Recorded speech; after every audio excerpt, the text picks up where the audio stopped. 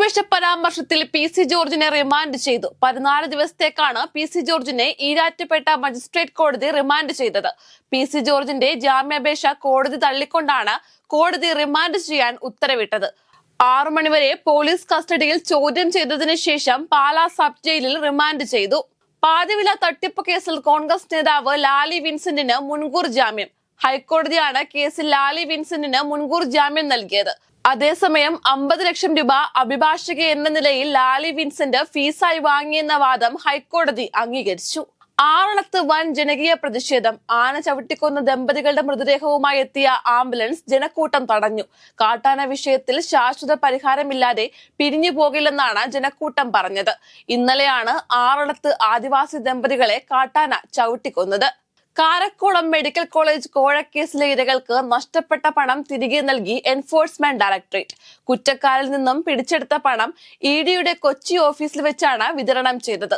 6 പേർക്കായി 80 ലക്ഷം രൂപ കൈമാറി. പോലീസ് സേനയിലെ നിയമനത്തിനായി നടത്തിയ കായികക്ഷമതാ പരീക്ഷ സുതാര്യമായിരുന്നില്ലെന്ന് ബോഡി ബിൽഡറായ ഷിനു ചൊവ്വ. ഉദ്യോഗസ്ഥർ മനഃപൂർവ്വം തന്നെ പരാജയപ്പെടുത്തിയതാണ്. വൈരാഗ്യ ബുദ്ധിയോടെയാണ് ഉദ്യോഗസ്ഥർ പെരുമാറിയത്. സുതാര്യമായ രീതിയിൽ പരീക്ഷ നടത്തണമെന്നും ഷിനു ചൊവ്വ പറഞ്ഞു.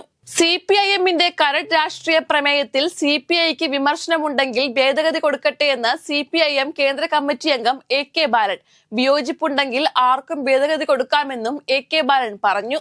ആശാ വർക്കർമാരുടെ സമരത്തെ പിന്തുണച്ച് CPI നേതാവ് ആനി രാജ. രാജ്യത്താകമാനം ആശാ വർക്കർമാർ സമരത്തിലാണ്. ആശാ വർക്കർമാരുടെ സമരം ന്യായമാണ്. അവരെ തൊഴിലാളികളായി അംഗീകരിക്കണമെന്നും ആനി രാജ മാധ്യമങ്ങളോട് പറഞ്ഞു. വിമർശിക്കുന്നവരെ ഇല്ലാതാക്കുന്ന ശൈലി കോൺഗ്രസിനില്ലെന്ന് കോൺഗ്രസ് നേതാവ് KC വേണുഗോപാൽ.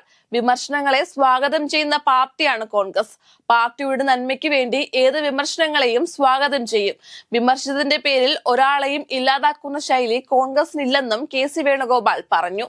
റേഷൻ കടകളിൽ 1 വർഷത്തിന് ശേഷം പഞ്ചസാര എത്തുന്നു. മഞ്ഞക്കാർഡ് ഉടമകൾക്ക് മാസം 1 കിലോ വീതം പഞ്ചസാര ലഭിക്കും. സാമ്പത്തിക പ്രതിസന്ധി മൂലമാണ് 1 വർഷക്കാലം പഞ്ചസാര ക്ഷാമം നേരിട്ടത്. 27 രൂപയാണ് പഞ്ചസാരയുടെ പുതുക്കിയ വില.